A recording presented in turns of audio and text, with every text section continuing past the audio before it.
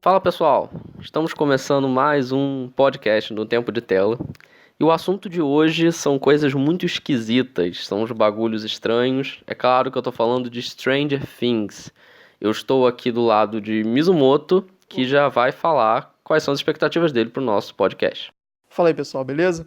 Bom, expectativa alta porque é uma série que faz muito sucesso, o pessoal gosta muito, então é sempre bacana falar desses tópicos que são, assim, mais na onda, assim, né? É legal discutir realmente essas questões. E que, para além disso, é uma série que nós dois gostamos de assistir, né? Fica mais legal o bate-papo. Com certeza, Stranger Things é uma série que eu acho que pegou muita gente de surpresa, né? Apesar de ter tido uma grande divulgação, é uma série que abalou, assim, né? Mudou muito a maneira de consumir, muita gente começou a assistir bastante e nós estamos inclusos nesse grupo. Se você não sabe o que é Stranger Things, primeiro que eu não sei em que planeta você vive.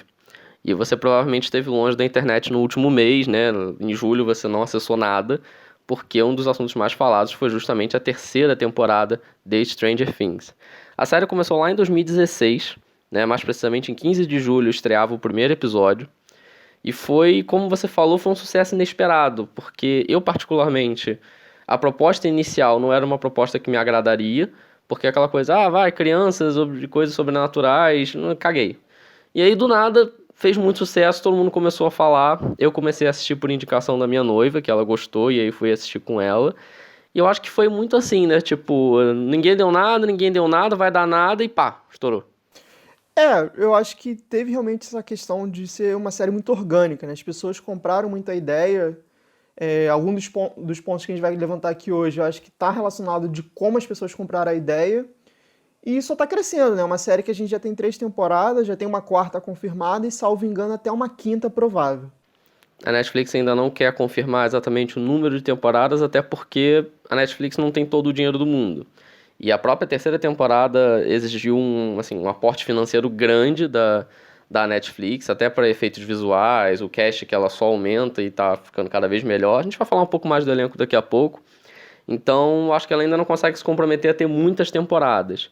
Mas a quarta com certeza tem, a terceira, enfim, estourou, a gente vai falar de números daqui a pouco. Enfim, fez bastante sucesso, como eu falei, estreou em 2016, a segunda temporada veio em 2017, em outubro de 2017, e aí a terceira demorou 1 ano e meio para sair. E a gente vai discutir depois um pouco por que houve essa demora. Quarta temporada confirmada, sucesso, enfim, estrondoso, todo mundo falando desse negócio, e a gente vai nesse podcast discutir exatamente isso. Afinal, Mizumoto, por que esse negócio faz tanto sucesso? A gente levantou aqui alguns pontos, para ser mais preciso, 4, né? E eu vou começar botando um dos meus pontos, que é as referências visuais e temáticas dos anos 80, né? Stranger Things não é surpresa para ninguém, se passa nessa década, e é uma década que eu considero fundamental para a cultura pop como um todo, né? Para quem não sabe, a década de 80 é responsável para você ter o que os americanos chamam, né, de Summer Season, né? Essa temporada de verão do cinema americano, né, que deu esse boom de venda muito grande. Começando principalmente, na verdade foi na virada de 70 para 80, né? Você tem, por exemplo, Tubarão, que é o marco desse Summer Movie, e Stranger Things se aproveita muito disso, né? Ele pega muito dessa nostalgia da década de 80, principalmente, para trazer referências visuais de fato em relação àqueles filmes. Você tem, por exemplo, pegando essa temporada mais nova, você tem coisas tipo Exterminador do Futuro sendo muito referenciado, até de uma maneira meio sarcástica, né? Filmes de terror, principalmente, tem muita correlação, e até mesmo saindo do cinema, você também tem aquele boom dos jogos de tabuleiro, em especial RPG, né? Você tem o Dungeons and Dragons ali sendo muito utilizado. Então eles pegam muito essa questão da década de 80, que tem um apelo muito grande da cultura pop, para trazer para dentro da série. Eu acho que esse é um dos motivos que vende a série, principalmente para o público mais saudosista. Inclusive, isso que você falou dos Summer Movies é algo interessante, porque muita gente não entende por que a gente tem grandes lançamentos do cinema saindo em julho. Eu já peguei algumas pessoas falando de que o pessoal é muito esperto, bota nas férias aqui de julho, não sei o quê. Não, é porque as grandes férias deles são no verão, que o verão deles é no nosso inverno, é em julho. Então, grandes lançamentos, especialmente esses lançamentos mais pop, vamos dizer assim, saem nessa janela. Por isso que chega julho, você tem que assistir um monte de filme, a gente também tem que assistir um monte de filme, gasta maior grana, porque esse é o objetivo. E você falou da ambientação da década de 80, eu acho que foi muito inteligente a série, Porque a gente olha para a década de 80 com um olhar de nostalgia, né? Eu não vivi a década de 80, mas quando eu vejo a série, assim, eu vejo filmes icônicos, a gente vê aquelas roupas mais coloridas, os penteados da época e coisa e tal, e acha divertido.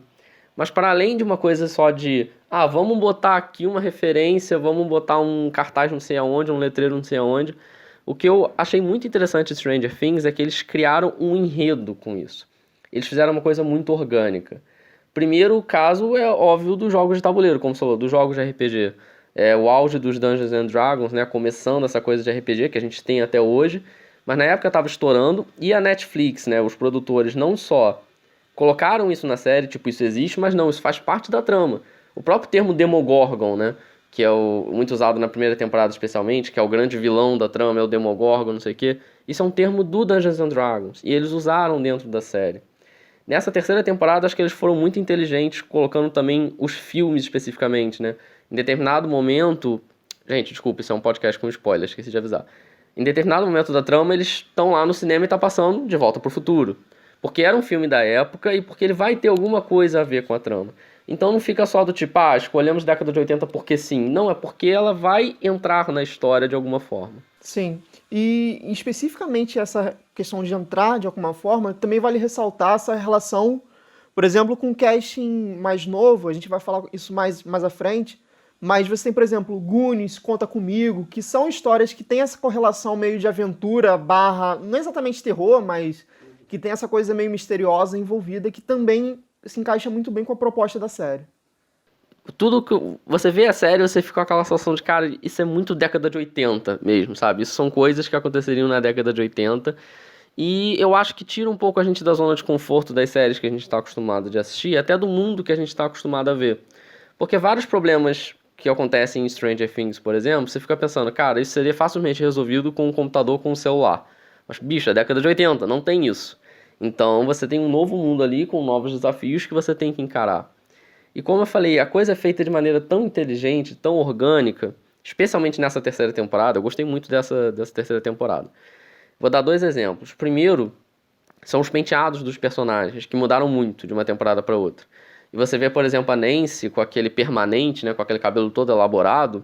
Cara, aquilo é muito década de 80. É muito marcado pelos filmes que surgiram nessa década. Não é à toa que ela tá com aquele cabelo.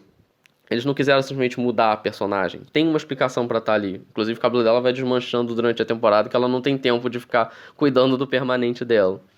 E, para além disso, eles introduzem até questões da década, questões comerciais de maneira muito inteligente. Nessa terceira temporada tem um determinado momento, que é uma cena muito alívio cômico, que o Lucas, ele começa a beber uma coca. Ele tá bebendo, dá pra ver a lata da New Coke. Isso é um case de marketing muito famoso dentro da área de publicidade, de marketing, né, de vendas de maneira geral, que foi em 85, em abril de 85, a Coca lançou um novo refrigerante, ela reformulou a marca dela. Ela resolveu mudar o sabor e apostou nessa New Coke. Ela fez vários testes, as pessoas gostaram da Coca, não sei o que, o sabor é muito bom, tem que mudar mesmo. Ela lançou no mercado. Só que assim, foi um fracasso de vendas gigantesco, ninguém gostava do refrigerante, ninguém queria comprar o novo refrigerante. Foi um fracasso tão grande que a Coca-Cola tirou do mercado esse novo refrigerante 79 dias depois. Ela desistiu, falou, chega, não dá. E aí virou um case famosíssimo de marketing, um case de fracasso da Coca-Cola. E eles brincam com isso na série, porque é o mesmo ano, tá sendo lançada a Coca, e aí o Lucas tá bebendo, e aí o Mike fala, cara, como é que você tá bebendo isso? É horrível, cara, para com isso. Ele, não, cara, que isso? É muito boa Coca, não sei o quê. Ou seja, é uma brincadeira da Coca, que é uma patrocinadora da série, né? Tá fazendo ali o product placement dela, mas é uma brincadeira com um ano também, do tipo, isso aqui se passa na década de 80, mas é nos anos 80 mesmo. Você lembra disso, quando isso aconteceu? Então, nesse ponto eu concordo com você. É uma referência, são referências inteligentes, mas de tão orgânicas, de maneira tão bem feitas, que a série realmente parece que tá nessa época. Sim, com certeza. E esse exemplo que você deu é bom que também expande a questão, porque é para além realmente do cinema, porque seria muito fácil você ficar botando um monte de referência visual de cultura pop, de cinema e de série, e ia ficar um negócio muito... aquela coisa do tipo, por que eu tô vendo isso se eu posso ver o produto original? E aqui não, eles de fato usam como ambientação. Obviamente tem a rima visual, mas para além da rima visual, você vê o trabalho de realmente trabalhar aquilo pensando no desenvolvimento daqueles personagens. E não só jogar, por exemplo, a referência do Exterminador do Futuro por jogar. Não, você tem um personagem que faz uma sátira com aquilo, né? A questão também dos produtos que você acabou de comentar, né? É para realmente dar essa sensação de ambientação mais verossímil daquela época, né? Inclusive, até os locais de gravação, a Netflix ela teve muito cuidado na hora de escolher qual que seria a cidade que representaria Hawkins, né? E eles escolheram uma cidade do interior dos Estados Unidos, uma cidade bem atrasada, principalmente por causa do chão, porque as ruas, assim, estavam pouquíssimo pavimentadas, estava meio acabado, e eles falaram, cara, é isso que a gente quer. Porque a gente quer esse ar de anos 80 mesmo, esse ar mais atrasado, vamos dizer assim, antigo. E os caras trabalharam para fazer isso. Então, assim, é a questão do filtro, é a fotografia, é o cenário, tudo contribui para fazer um anos 80 real, assim, para realmente fazer esse salto pro passado. E para quem viveu a década de 80, acho que deve ser ainda mais gostoso. Para mim que não viveu, né, literalmente nasci na década de 90, eu já acho legal. Sim, com certeza. E aí também eu acho que é um ponto que vale ser levantado, que eu vejo muita crítica de pessoas falando que Stranger Things é só referência em cima de referência. Até certo ponto eu concordo, eu acho que realmente às vezes satura um pouco, só que a maneira como eles conseguem trabalhar e trazer esses elementos para de fato complementar a trama me fazem pensar que não é tão referência em cima de referência apenas. Eles de fato pensam muito, né? Os irmãos Duffer aqui, eles têm esse trabalho de trabalhar a década como um todo e não só ficar jogando coisa, porque realmente, se fosse só para ficar jogando coisa, eu acho que não venderia tão bem como vende. Eu acho que eu não concordo com essa crítica, porque temos filmes que fazem isso.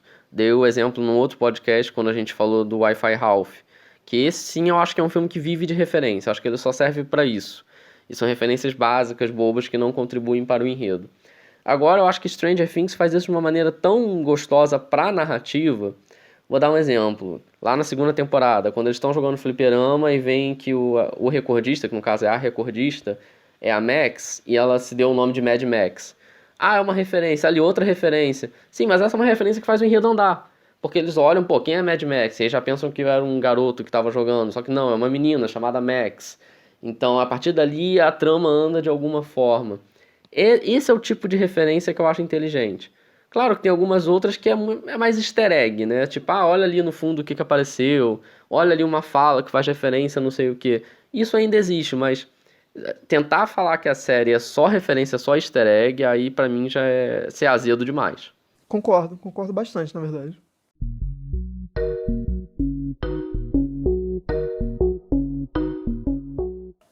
Bom, saindo um pouco agora, né, dessa parte das referências, né, do primeiro ponto que eu levantei, que foi os anos 80 e como ele é bem introduzido, eu vou retomar uma coisa que eu já comentei por alto, que é o cast infantil, que pra mim é o segundo ponto que faz Stranger Things ser tão querido, ter tanto apelo assim com o público. Porque, assim, que escolha boa de casting, cara. Você tem várias crianças que trabalham muito bem, que interagem muito bem entre si, e você vê que tem uma preocupação da própria série, né, dos showrunners aqui, de respeitar o amadurecimento deles. Porque era uma coisa que tinha muita gente que ficava se perguntando, tipo, beleza, primeira temporada eles são pequenininhos, mas criança cresce muito rápido, e eles já estão nessa transição de infância para adolescência, os atores. E eles deixaram isso de maneira muito orgânica, né? Você viu que, tipo, nessa terceira temporada já tem questões de relacionamento afetivo de fato e tal, que trabalham muito realmente pensando, assim, passaram anos, sabe? Não ficaram preocupados, tipo, vamos correr a história pensando no tempo da série em si. Não, vamos respeitar a idade deles, né? Porque a gente não precisa também ter tanta certeza de, tipo, o primeiro ano aconteceu, né, sei lá, no ano X. Até chegar no terceiro ano, passou 3 anos, é isso aí, cara. Eu acho que tem que ser assim mesmo, porque você aproveita esse casting de uma maneira muito boa e aproveita o crescimento deles. Porque, como eu falei, eles interagem muito bem entre eles e entre os atores mais velhos também. E eu acho que também tem uma questão muito grande, por exemplo, a Eleven, né, a Millie Bobby Brown, ela entrega muito e a primeira temporada em específico é uma temporada muito difícil porque a personagem não fala praticamente. E ela tem que entregar basicamente no olhar, e isso, assim, cara, é uma parada muito difícil de atuação, você entregar só em olhar. E ela faz isso muito bem. Então acho que esse apelo do casting mais novo em específico, obviamente você tem grandes medalhões nos atores mais velhos, né, principalmente a Winona Ryder, né? Mas para além disso, você tem realmente as crianças que vendem a série, né? Como eu comentei também, a questão de Goonies, Conta Comigo, não é referenciado diretamente, mas você vê que tem o mesmo apelo que você tinha nesses filmes aqui nessa série com as crianças. Interessante isso que você falou da Eleven, sobre a questão dela ter poucas falas. Inclusive, eu tava na lista de curiosidades que eu trouxe sobre a série. Na primeira temporada inteira, a Eleven teve 48 frases. 48 lines, que eles chamam, né? Ou seja, 48 vezes ela falou alguma coisa. E assim, a maioria das vezes ela até falado sim e não. Porque ela não falava nada e você entende pela história do personagem por que ela tem essa dificuldade de comunicação. Então, realmente, ela tem que entregar na base do olhar, na base dos poderes, na base enfim, do olhar assustado ou do olhar de mal, enfim, ela tem que entregar essa emoção e ela consegue. E com relação à escolha do elenco, foram mais de 1.000 crianças que fizeram teste para o elenco da série. Uma curiosidade que até o ator que faz o Mike, que é o Finn Wolfhard, ele fez o teste gravado diretamente da cama dele, porque ele estava doente. Só que aí já estava a data marcada e ele fez lá toda a audição deitado na cama dele. Então, enfim, o cara deu sangue ali, o garotinho deu sangue para participar. E o ator que faz o Dustin, que é o Gaten Matarazzo, ele fez o teste para fazer o Mike. Só que aí eles olharam para ele e falaram, cara, vai ser muito, muito bom, mas você não vai ser o Mike, você vai ser o Dustin. E ele foi o primeiro escolhido para fazer a série. Como você falou, a Millie Bobby Brown, ela é, pra mim, a grande estrela da companhia. Não é à toa que é a mais indicada, a mais premiada de Stranger Things até hoje. E quando me falaram assim, tem uma série que é de crianças investigando uns trecos sobrenatural e pá. Aí me veio a fala de um professor de fotografia que eu tive. Uma vez a gente fez um exercício de fotografia, e aí as pessoas iam levando as fotos para ele analisar. E aí sempre que aparecia uma foto de criança, ele falava assim, gente, vamos lá, criança e cachorro é covardia. Não tem como eu falar mal. Todo mundo acha bonitinho, coisa e tal. Então, assim, não vale. E aí, quando falaram, tem uma série de crianças investigando coisa, eu falei, porra, série de criança, cara, que saco esse negócio. Mas tá bom, vamos ver. E aí, quando você assiste a série, cara, as crianças são muito boas. Elas não são só carismáticas, né? Especialmente quando eram menorzinhas e tal, todo mundo fofinho, o Dustin fofinho, aquela coisa toda. Mas eles são muito bons. Primeiro que eles fazem uma parceria gostosa de assistir, né? Os garotos, depois a Eleven. O Will, coitado, ele fica sacaneado a primeira temporada inteira, depois ele retorna pro grupo. E a parceria deles é boa, o desenvolvimento deles é legal, especialmente pelo que você falou dessa questão do respeito à idade deles. Porque lembra que eu falei lá no início que houve um tempo, né, um grande salto ali, segunda temporada 2017, a terceira só em 2019, o que aconteceu? É porque essas crianças precisavam crescer. Porque eles queriam introduzir temas como a puberdade, começar a namorar, ou, né, pelo menos tretar mais de igual para igual com os bichos monstruosos que aparecem. E, cara, você vai fazer isso com as crianças de 12, 13 anos? Não, espera crescer mais um pouco. Né, o Mike daqui a pouco já tá com 3 metros de altura. Né, estão crescendo. O Will também mudou muito desde a primeira temporada. A própria Millie Bobby Brown também teve um desenvolvimento. Então, não é só criança na série. Elas realmente levam um enredo nas costas. E não deixa de ser surpreendente, porque, tem uns bichos do demônio, de outra dimensão, e tem umas crianças de 11 anos de idade com um estilingue soltando pedra neles. É meio esquisito, mas funciona. E também acho que vale ressaltar que, por exemplo, eu não sei se você teve essa sensação no início, mas quando eu comecei a ver Stranger Things, eu tinha muito medo de ser, por ser uma série com crianças, de ser uma série infantil. Sim. E aí chegou lá e não... É bem longe disso, na verdade, né? Eu não sei qual é a classificação exata, mas eu colocaria 16, não tenho certeza. A última temporada é 16. E assim, você vê que a interação deles ali realmente faz muito sentido. E o enredo, ele brinca muito uma questão de, por exemplo, não dar credibilidade para as crianças, sendo que elas têm conhecimento muito grande e tal.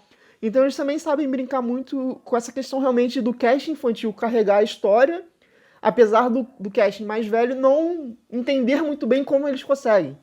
Né? Uma cena que ficou muito famosa nessa terceira temporada, né? Que foi o Dustin com a namoradinha cantando a musiquinha. Você vê que aquilo ali é super importante para resolver o puzzle, e é uma cena aparentemente boba, só que tem um background muito legal de como foi criado aquilo ali para chegar naquele ponto, e os dois atores entregam muito bem, até porque o ator que faz o Dustin, ele é cantor de fato também, né? Inclusive, isso que você falou de não darem crédito para as crianças é legal porque todas esses títulos, esses nomes que eles dão para as criaturas, né? O Demogorgon, o Devorador de Mentes, isso tudo são eles que criam. Que na verdade eles não criaram, eles tiraram dos RPGs que eles jogam. E aí na segunda temporada rola muito isso, né? Tipo, como é que a gente vai derrotar aí vira o Dustin e fala, Devorador de Mentes. Ele fica, caralho, de onde você tirou isso, porra? Né? Porque ele te contou que esse é o nome dele? Não, as crianças deram um nome... E eles têm que embarcar naquela de, não é possível que a gente vai ter que resolver com a ajuda de criança. Essa cena do Dustin cantando com a Suzy é muito engraçada, porque os adultos, você olha pra cara deles e estão, cara, não acredito que eu tô tentando salvar o mundo e eu tô dependendo de duas crianças cantando. Mas Stranger Things é isso. E eu acho que isso que é o legal do enredo, eu vou falar daqui a pouco, mais especificamente sobre o enredo. Mas é uma coisa simples e é legal de acompanhar. Como você falou, não é uma série infantil, não são só temas infantis que estão colocados ali. Inclusive as crianças elas têm um papel decisivo na hora de derrotar as ameaças. Leia-se Eleven, né? Tem um papel decisivo na hora de derrotar essas ameaças. E eu gosto da parceria que eles fazem com o casting mais velho, porque você tem a Winona Ryder ali como mãe do Will, né, e tendo um papel de proteger o filho, ajudar o filho, aquela coisa toda. E ao mesmo tempo você tem o David Harbour, né, interpretando o Jim Hopper, que é um cara que não tem paciência nenhuma com criança. E depois ele acaba tendo que desenvolver essa parceria com a Eleven. E sobre a Winona Ryder, uma outra curiosidade é que nessa temporada ela praticamente não teve cena com o Will, nem cena com as crianças. E ela sentiu falta disso. Ela falou que adorou ter gravado muito com o David Harbour, que ela gosta dessa parceria com ele, com o personagem também. Só que ela ficou sentindo falta, porque, pô, ela não viu os filhos, né, nessa temporada praticamente. Sim, e né, só para arredondar essa questão, né? é, Essa questão de realmente ter os personagens criança, né, numa história que é um pouco mais pesada, só reforça a questão de como eles são bons atores, né? Porque seria muito fácil você botar temas rasos, que tipo, você põe a criança ali com falas fáceis ou que não exija muito, mas não, aqui você tem realmente questões que precisam de atuação boa, eles têm que segurar realmente uma cena, né? Às vezes até um arco inteiro, essa temporada em específico, você tem vários núcleos separados com arcos próprios, muito próprios, inclusive, e eu acho que só dá certo por causa dessas crianças específicas, sabe? Você tem um trabalho muito grande de escolha de casting, e essas crianças, elas são carismáticas e elas marcam muito. Um dos seus pontos que você vai levantar, eu já sei que provavelmente vai se relacionar, de certa maneira, com isso, de como você bate o olho naquela criança, você, porra, é tal personagem, sabe? E já ficou marcado porque uma das grandes características, que aí pode ser tanto para o bem ou para o mal de um ator, é ele ser reconhecido por um papel. Você pode virar o famoso ator de um único papel, pode. Mas, como ainda é criança, sabe, eu acho que tem muito para desenvolver. E, por exemplo, a questão do Mike. Você já tem uma participação dele presente lá em It, a Coisa. Ele é o principal, se eu não me engano, do filme. E você vê que ele atua muito bem lá e aqui. Então, tipo, essas crianças já estão sendo vistas para além do Stranger Things, né? Eles já estão sendo levados para grandes produções. E antes de fechar essa questão do casting infantil, eu acho que a gente pode fazer uma observação mais específica sobre a Millie Bobby Brown, porque ela não é só a poderosa da série, ela não é só a personagem principal desse elenco infantil, mas, cara, ela é muito versátil. Porque se você for analisar todas as temporadas, ela já fez cena pendurada em cabo, né, cenas que ela tá flutuando e tá usando os poderes. Ela já fez cena debaixo d'água. Ela já fez cena em tanque de água e, tipo, ela gravou tranquilamente. Assim, ela já fez cena muda, já fez cena gritando. Ela é muito versátil, ela já fez muita coisa. E, cara, ela é uma criança.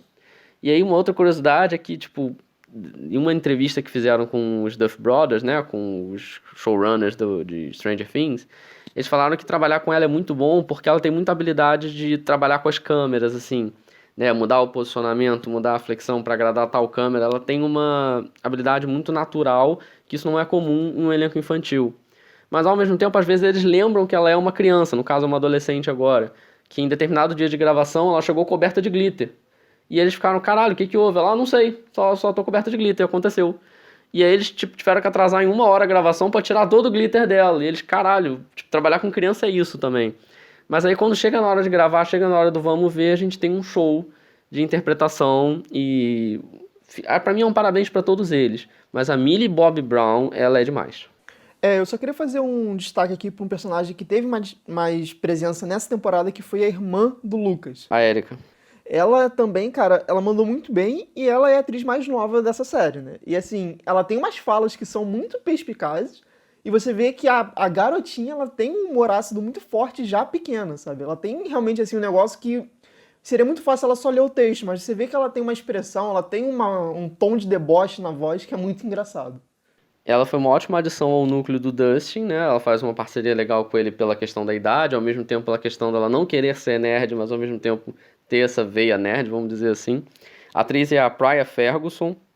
Tá aí uma personagem que eu achei que não fosse incluída, porque ela já tinha aparecido. na segunda temporada, mas tinha aparecido muito assim, rapidamente e tal. E aí você volta pra terceira temporada, você vê ela ali, você, pera aí, essa menina vai ter papel? E aí do nada ela tem. E ela faz uma participação bem legal, com um humor muito diferente, com várias questões nacionalistas aparecendo ali, né, defendendo a América e coisa e tal. Obviamente pode ser problematizado, mas é divertido. Então ela foi uma grande adição ao núcleo. Inclusive eu já acho ela mais interessante que o Lucas. Sim. Desculpa, Lucas, eu até gosto da personagem, mas sua irmã tá passando na frente, você fica de olho aí que tá dando errado pra você.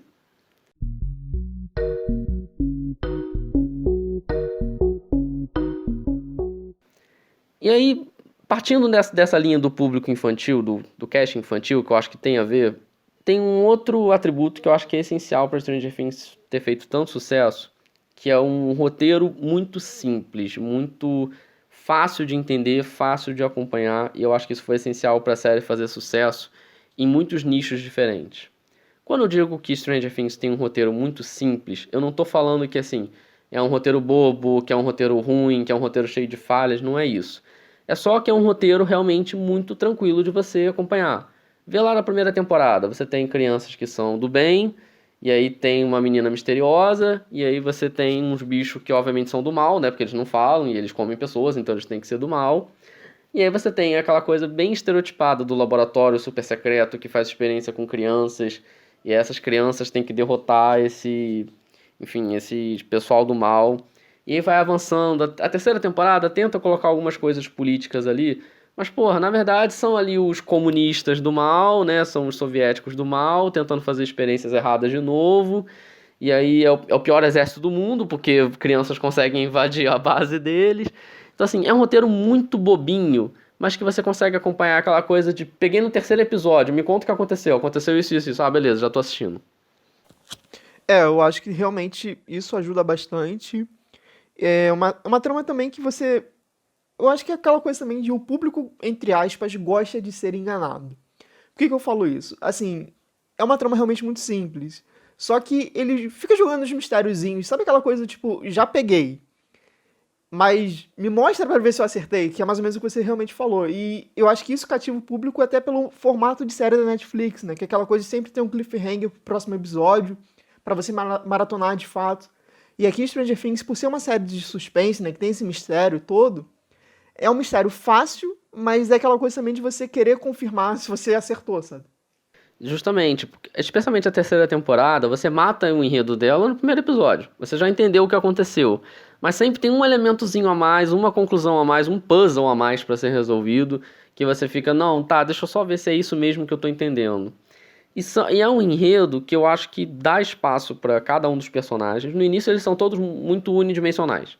O Steve é o cara babaca, a Nancy é a adolescentezinha iludida. O Jonathan, que é o fotógrafo, é o cara esquisitão e zoadão da escola. O Dustin parece que vai ser o bobo maravilha. Né? O Mike e o Wilson são os nerdão da turma e é isso aí.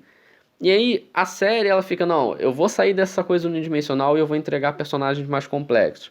Pô, eles vão ser puta complexos com várias questões existencialistas? Não, eles não vão ser isso. Mas eles vão ser um pouco mais complexos e a gente vai desenvolver essa história para você acompanhar. Como eu falei, é uma série que tem um enredo simples. E claro que você vai falar, não, mas peraí, aqui tem um furo, por que eles não fizeram isso antes? Por que eles não resolveram isso? Mas não é a proposta. Né? De novo, eles nessa última temporada, eles botaram lá os russos, né? Ah, os soviéticos, os comunistas estão lidando. Ah, então a gente vai entrar numa super discussão sobre comunismo, capitalismo, Guerra Fria, manipulação da informação? Não. A gente não vai entrar nessa discussão. São comunistas querendo uma nova arma para derrotar os Estados Unidos. E aí vai ter a Erika lá falando que ama o capitalismo e que tem que derrotar esses comunas e tal. E vai ser isso. E é só isso que a Netflix quer te entregar. Então, nesse ponto, eu acho que os roteiristas, os showrunners, enfim, foram muito competentes em aliar o cast infantil que você falou, em aliar uma série de poucos episódios e, enfim, uma série para você realmente maratonar em um fim de semana, a um enredo que todo mundo consegue acompanhar. Porque todo mundo consegue entender que as crianças são do bem, que os monstros são do mal, e que tem uma investigação acontecendo, uma investigação que é tão boba que crianças conseguem descobrir o que aconteceu, que tem um código russo que você consegue decifrar em um dia porque ele é idiota mesmo, ele é bobo mesmo, justamente pra você estar assistindo e chegar a sua irmã na sala e falar, o que é isso aqui? Olha, aconteceu isso, ah, beleza, entendi. Eu acho que nesse sentido, até voltando também pro primeiro ponto que eu levantei, Stranger Things nada mais é do que realmente um suco de cultura pop. É assim, é uma série que é pra você realmente sentar e relaxar, sabe? Tem uma história que é cativante, sobretudo pelos seus personagens e não pelo fato de ser mega complexa, pelo contrário. Mas eu acho que é por isso que funciona mesmo, porque é pra vender cultura pop ali, sabe? É realmente entretenimento em sua melhor forma, eu diria. E só uma coisa que aí no caso, uma coisa que eu não gosto tanto, é o fato dos vilões, né, no caso dos monstros, serem muito repetitivos. Eu acho que eles poderiam diversificar um pouco, mas eu entendo também que funciona, assim, tá dando certo o Demogorgon 1 bilhão de vezes, tá valendo. E aí, levantando até uma questão que você levantou já, em relação a como, de fato, a história é muito simples, mas você tem o desenvolvimento dos personagens, eu queria destacar especificamente o Steve, que é o cara que pra mim tem o melhor desenvolvimento da série inteira. Você pega ele da temporada 1, temporada 3, é outro cara e faz todo sentido tudo que aconteceu com ele e é uma mudança divertida com um personagem que ganhou muito carisma ao decorrer das temporadas. Inclusive, quando os roteiristas, quando os showrunners estavam preparando o personagem, a ideia é que o personagem fosse mais babaca mesmo, que aquela relação que ele tem com a Nancy no início da série fosse realmente quase um estupro, fosse uma coisa mais pesada. Só que aí quando eles escalaram quando eles estavam fazendo a escalação do elenco, né, aquela coisa toda, e viram um ator, que é o Joey Keery, eles acharam ele tão simpático, tão carismático, que eles falaram, não, vamos dar uma suavizada, ele vai começar babaca, ok, só que depois ele vai ficar legal, ele vai ser um cara bacana. E nesse ponto, eu também é um elogio pro enredo, que eu acho que ele consegue trabalhar questões pesadas, né, a questão da morte, dos Demogorgon, do mundo invertido, aquela coisa toda, mas ao mesmo tempo ele, especialmente nessa terceira temporada, ele mostra que, ó, nossa história é sobre isso? É, mas também é sobre relacionamentos, é sobre pessoas, é sobre família, é sobre amizades. E nesse ponto, a terceira temporada, ela criou uma estrutura, vocês podem me chamar de maluco, mas eu vi esse paralelo, que é uma estrutura muito parecida com a de Game of Thrones, que ela separou os personagens em núcleos até distantes fisicamente, às vezes, como foi o caso do núcleo do Hopper com a Winona Ryder, que eu esqueci o nome dela, da Joyce, obrigado, da Joyce, e ele separou esses núcleos e fez um arco para cada um. Tanto que no primeiro episódio você vê eles juntos, e aí eu fiquei com aquela sensação de Game of Thrones mesmo, de que, porra, que saudade de ver esses caras juntos, porque eles estão separados há muito tempo. E aí quando eles se encontram de novo, a história, enfim, todo mundo pega a sua pecinha do quebra-cabeça, monta o puzzle final e vamos pro chefão final. Quase uma coisa de videogame mesmo. E aí, antes de avançar pro próximo tópico, ainda nessa coisa do roteiro, né, que eu falei dos mini arcos, vou perguntar mais um outro. Mas eu já sei a resposta. Qual foi seu arco preferido dessa temporada? O do Steve, Dustin e seus amigos. Inclusive, pra mim, podia ter uma série só deles. Fazer um spin-off só deles vivendo aventura aí. Não, muito sério, assim, essa temporada eu gostei bastante, mas eu tava direto conversando com minha noiva e eu, tipo, cara, eu veria uma série só dessa galera aqui. Facilmente, assim, muito, muito tranquilamente. E o arco, não sei se você vai perguntar isso, mas o arco que eu menos gosto é o da Nancy. Eu acho ela muito chata. Cara, eu gosto da Nancy e do Jonathan. Inclusive, uma curiosidade, né? Que a Natalia Dyer, que interpreta a Nancy, e o Charlie Hilton, que interpreta o Jonathan, eles também namoram na vida real. Eles namoram lá desde a primeira temporada, talvez por causa da primeira temporada, enfim, a gente não sabe. O que eu achei que o arco deles ficou mais fraco. Ele ficou, enfim, eu gosto dos personagens, mas o Jonathan não teve muito o que fazer, não teve muito espaço com ela, porque ela estava mais preocupada com a questão profissional, enfim. Ficou um arco um pouco solto, porque meio que o que eles estavam descobrindo, todo mundo estava descobrindo também. Né? Tipo, a peça deles é a menos importante do quebra-cabeça, vamos dizer assim. Mas eu também gostei, eu gostei da temporada de maneira geral. E sobre o núcleo do Steve e do Dustin, também foi meu preferido, achei eles hilários. A adição da personagem que faz a Robin, né, a Maya Hall, que foi essencial para a história. Acho que fechou muito direitinho ali uma parceria com o Steven e até com o próprio Dustin.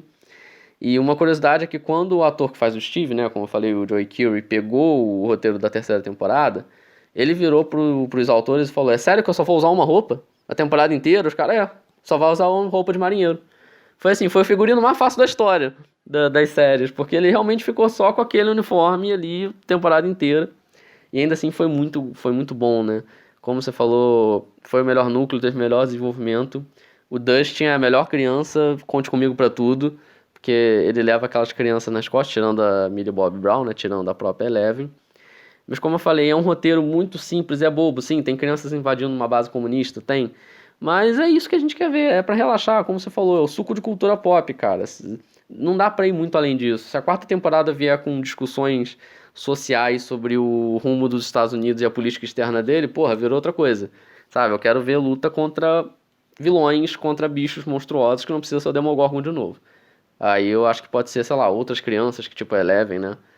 Inclusive tem um episódio da segunda temporada que parece que não é Stranger Things, né? Que é quando ela vai encontrar com aquela menina que também foi estudada, e aí com os delinquentes lá. Aquele episódio é tão fora da série que ele é até esquisito. Meio esquisito de acompanhar. Mas pode ser que o rumo da quarta temporada seja exatamente esse. Tem muita gente que especula muito isso, porque foi tão jogado aquilo ali que realmente não faz tanto sentido, a não ser que realmente volte no futuro. E eu acho que seria uma adição muito válida, porque traria um inimigo mais próximo das crianças, sabe? Acho que seria interessante trabalhar essa questão. Vamos ver o que a quarta temporada vai nos reservar.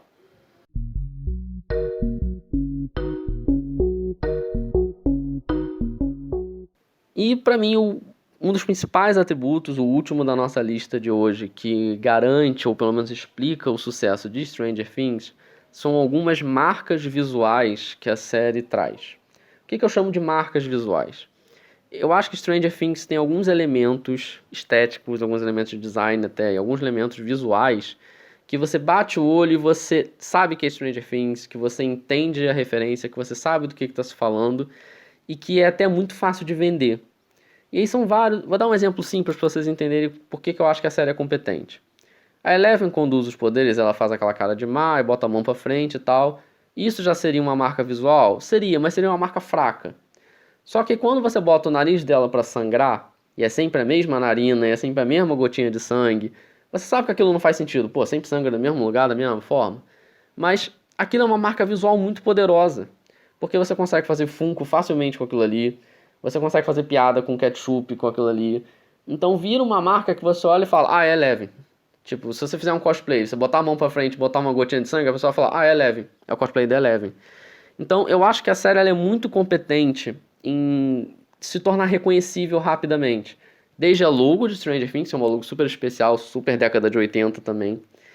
A coisa do mundo invertido, cara, vamos lá. O mundo invertido foi mal e porcamente explorado na série. Até hoje não se explicou que merda é aquela. Né? Você teve ali o Will passeando por lá, a Bárbara morrendo lá, e foi isso. Só que até hoje você tem 1 milhão de camisas com o negócio do Upside Down, aí você tem marca botando não sei o que de cabeça pra baixo e fazendo uma piada. Você já teve caixa de pizza com o negócio do mundo invertido, aí bota as crianças de um lado, o Demogorgon do outro. Cara, é uma marca super boba de fazer, mas ao mesmo tempo você olha e fala, porra, eu sei que é Stranger Things. Sim. É, isso realmente ajuda a vender a série, no caso, vender de fato as coisas da série, e identifica muitos personagens. Em relação a Eleven em específico, que você falou, outra coisa que eu acho que também vale ser dita, por exemplo, a primeira temporada, a Millie Bobby Brown tinha um receio muito grande de raspar a cabeça. E na época tinha uma correlação com a Furiosa, de Mad Max, né? E seria muito fácil você só raspar a cabeça dela e ficar tipo, é a Furiosa de roupão branco. Não, você acrescenta algo além naquela imagem, sabe?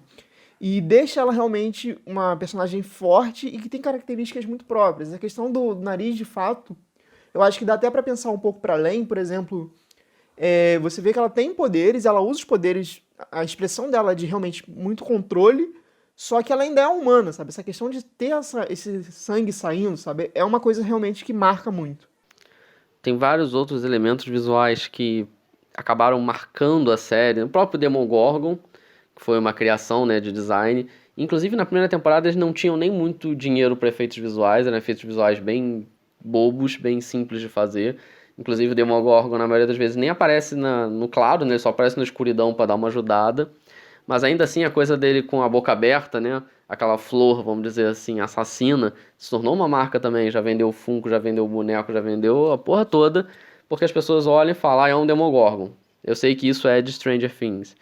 Várias outras marcas visuais, o Dustin, por exemplo, o bonezinho dele, né? Ele tá sempre com um boneco, colorido. Virou uma marca da série também.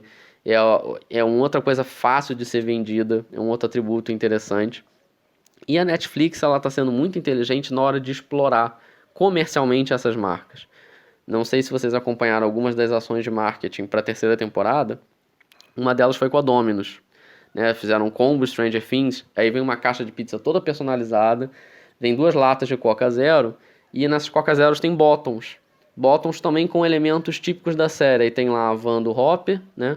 A van do xerife. Aí tem o boné do Dustin, como eu falei, e tem um outro que é a flor do Demogorgon, né? Com a cabeça dele aberta. Então tudo isso você olha e fala, eu sei que isso é de Stranger Things. E eu sinto que muitas séries não tem isso, assim, tem só personagens, às vezes tem um elemento ou outro.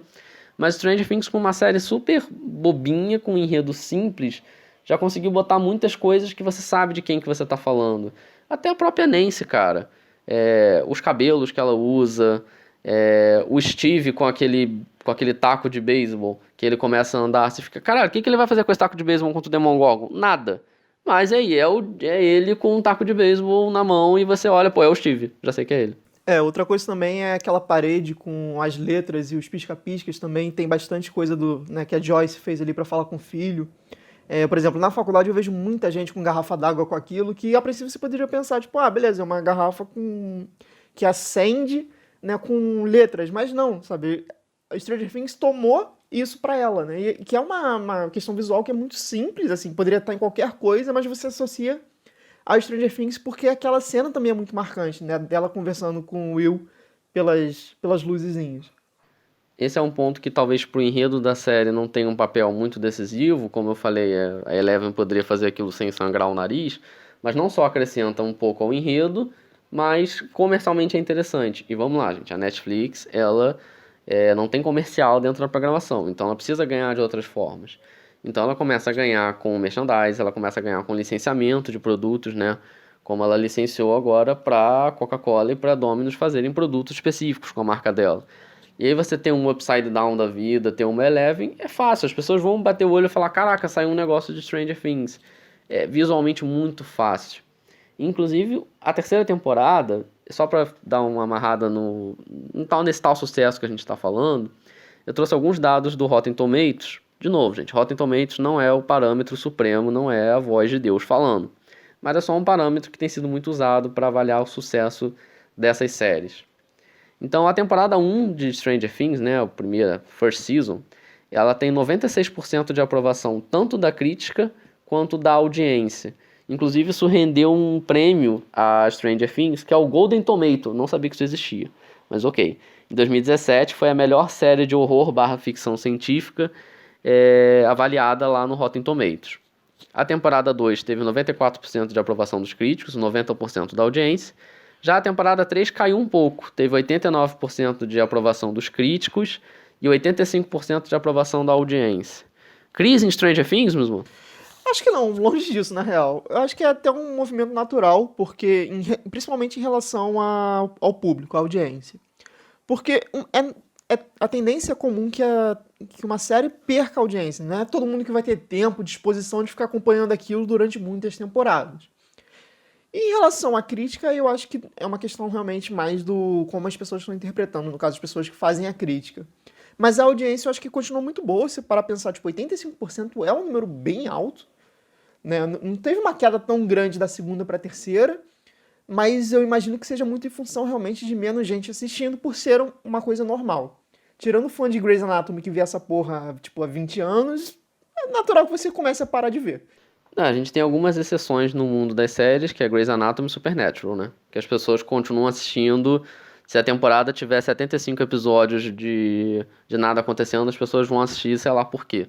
Mas com relação a esses números, o que me chama a atenção é um pouco na queda da crítica, mas pelo que eu li de alguns canais especializados, a gente olha muito a opinião dos outros antes de desenvolver a nossa, claro. Bateram muito na tecla de ser muito parecido com a temporada 2, de ser um roteiro muito semelhante, até o mesmo vilão, aquela coisa toda. Não viu ninguém falando assim, tá uma merda. Não vi ninguém falando isso. Só falaram que é mais do mesmo. Mas o mesmo é legal. Então. Pois é, eu concordo. Eu concordo tanto com a crítica de ser mais do mesmo, e também acho que o mais do mesmo é legal. Obviamente, você teria espaço para desenvolver mais coisas, mas eu acho que não é a intenção deles aqui, já tá bem claro isso, até o que a gente já conversou aqui no podcast hoje. Eu acho que a ideia é realmente de entreter, não de fazer uma mega história complexa sobre a Guerra Fria ou algo do gênero. Por outro lado, eu também acho que é um pouco injusto você falar isso, porque teve uma mudança significativa que é a questão de separar em grandes núcleos, sabe? E isso trouxe um dinamismo muito grande para a história que para mim foi muito positivo. Inclusive, eu acho que, como eu falei, não só pegou um pouco da parte boa de Game of Thrones, né? Porque Game of Thrones era bom, né? Mas deu uma cara muito a cada núcleo, né? Cada núcleo resolvendo a sua trama.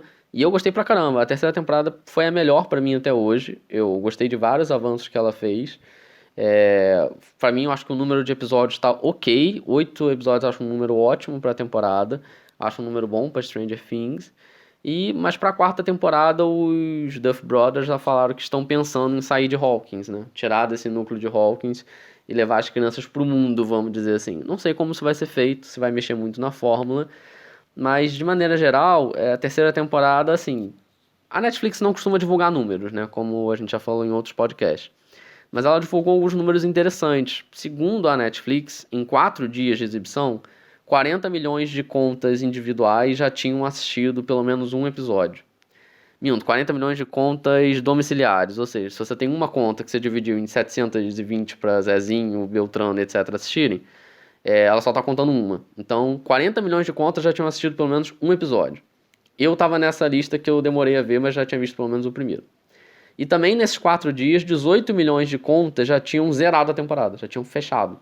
Gente, 18 milhões de pessoas são alguns países aí, a população de alguns países. Então, fez sucesso pra caramba.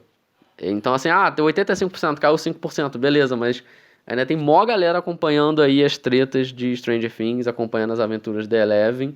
E eu acho que a tendência, cara, se vier no próximo ano, ainda vir muito forte ou até vir mais forte.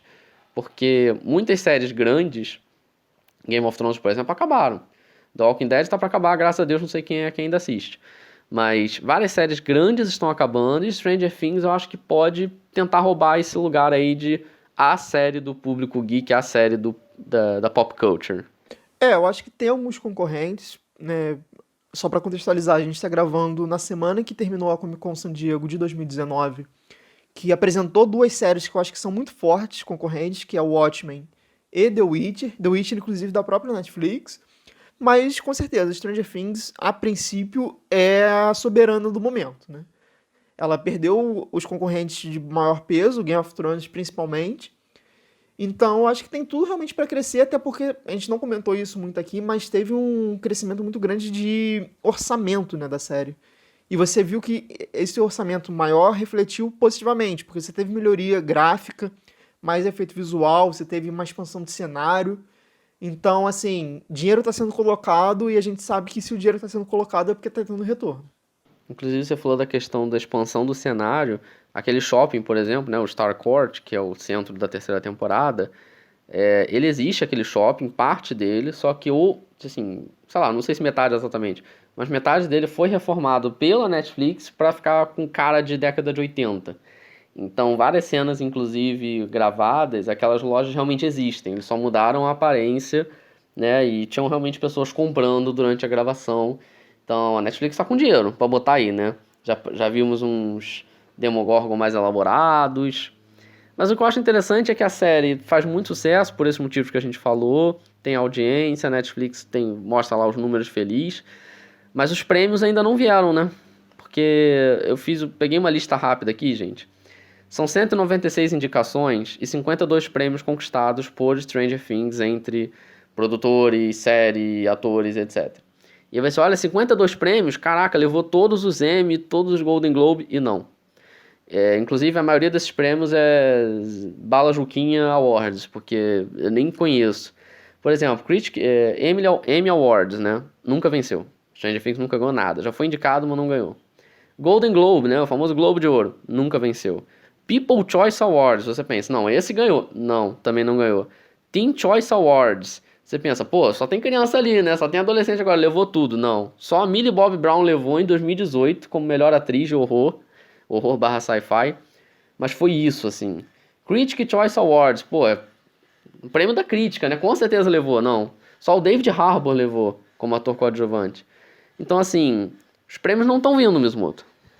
O que mais me surpreende desses aqui que você comentou é o People Choice Awards. Honestamente, eu achava que ganharia porque tem um apelo muito grande, tal qual o motivo desse podcast, né? A gente, né, por que faz tanto sucesso? A gente levantou alguns tópicos, né? A gente, como espectador, a gente tem esse consumo muito grande da série e, aparentemente, o público americano não tá muito afim de votar, não, né? Não tá escolhendo. Não tá. Isso que é estranho, né? Porque. E aí, claro, olhando as premiações, eu via mais ou menos assim, acho que eu achava que tinha ganho, via que não tinha vencido. E aí dava uma olhada nos concorrentes. Por exemplo, o David Harbour, né, que interpreta o Jim Hopper, ele já disputou Emmy, já disputou outros prêmios como melhor ator coadjuvante. Só que aí você olhava o concorrente, era o Peter Dinklage, como Tyrion Lannister. É complicado, né, você tirar do cara. Então por isso que eu falei, com algumas séries acabando, algumas séries perdendo força, eu acho que pode ser que chegou o meu momento de brilhar. Vambora. Isso me lembrou uma história, enfim, tem a ver com filme, tem a ver até com o podcast anterior, que lá na época do Homem-Aranha, um dos Homem-Aranhas, acho que foi o 3, ele chegou a ganhar um Oscar de melhores efeitos visuais. E na hora de agradecer o prêmio, né, um dos produtores agradeceu ao pessoal do Senhor dos Anéis, por, graças a Deus, não ter feito mais um filme. Porque eles não conseguiam ganhar, porque o Senhor dos Anéis levava tudo. Então talvez esteja acontecendo um pouco disso, assim, tipo... Porra, parem, por favor, de lançar séries fodas, porque tá difícil da gente disputar, tá difícil da gente pegar esse lugar. Só que, enfim, agora vai ter um monte de série da Disney e eu não sei o que vai acontecer também. Eu acho que a da Disney nem deve atrapalhar tanto nessas premiações, entre muitas aspas, mais sérias, né? Tipo Emmy e Globo de Ouro, principalmente. Mas eu acho que também outra coisa que você tem que levar em consideração é porque a própria Netflix tinham outras produções que eram mais cabeças para essas premiações importantes. Tô falando aqui especificamente de House of Cards, né? Eu acho que era a grande série de premiação da Netflix. Decaiu muito no passado das temporadas, mas continuava sendo, né, quem levava, Kevin Spacey, principalmente, apesar de todos os pesares das questões pessoais dele. É um puta do ator, ele carregava aquilo ali muito nas costas e tal.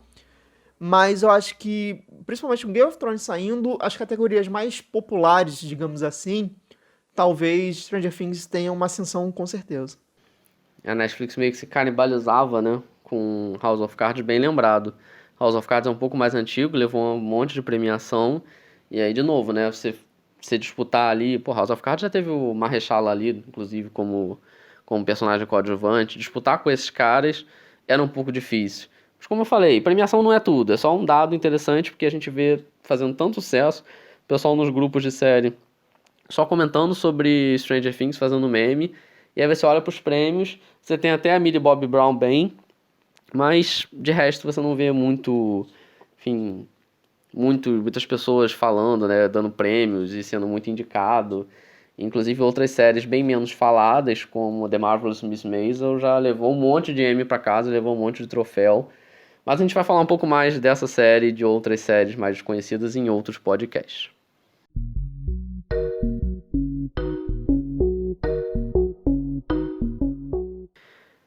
É isso aí, pessoal. Esse foi o nosso bate-papo de hoje sobre Stranger Things. Tentamos aqui fazer uma discussão bacana sobre por que essa série faz sucesso.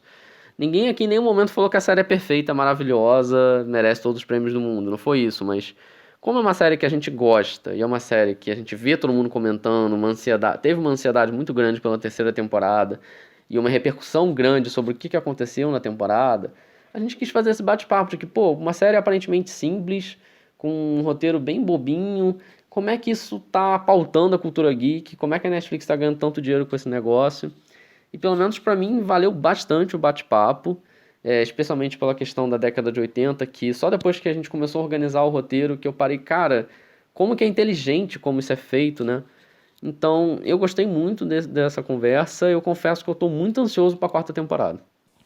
Também gostei bastante, acho que foi um papo muito interessante, porque é aquilo, né? É muito fácil você ver uma série simples que faz sucesso e falar, ah, beleza, eu gosto, então tá bom. Mas outra coisa é você parar pra refletir um pouco, né? Ver alguns elementos, né? A gente levantou só 4 aqui, mas com certeza tem muitos outros, né? Inclusive, se você tiver alguma outra coisa que você acha que possa, né, justificar esse grande sucesso, coloca aqui em algum local pra gente dar uma lida, né? Mas eu acho que é bacana assim o que a gente fez aqui, é um exercício legal, porque às vezes as produções mais simples podem trazer coisas nas suas entrelinhas no sentido de consumo, que foi realmente né, o nosso norte nessa conversa. E eu acho que foi muito proveitoso que a gente trouxe realmente debate de coisas que não são tão faladas sobre Stranger Things. Espero que você tenha gostado do bate-papo tanto quanto a gente gostou. Reforça o convite de Mizumoto, conversa com a gente, fala também o que você acha de Stranger Things, por que tá dando certo, por que você é apaixonado pela série, ou por que você não gosta da série, enfim. Conversa com a gente, participa desse nosso bate-papo e fica ligado no Tempo de Tela que toda quarta-feira sai um novo podcast fresquinho para você sobre algum tema do entretenimento mundial, né? Sobre série, sobre TV, sobre cinema, enfim. Continua ligado na gente, continua participando dos nossos bate-papos e é isso aí. Valeu, pessoal! Falou, valeu!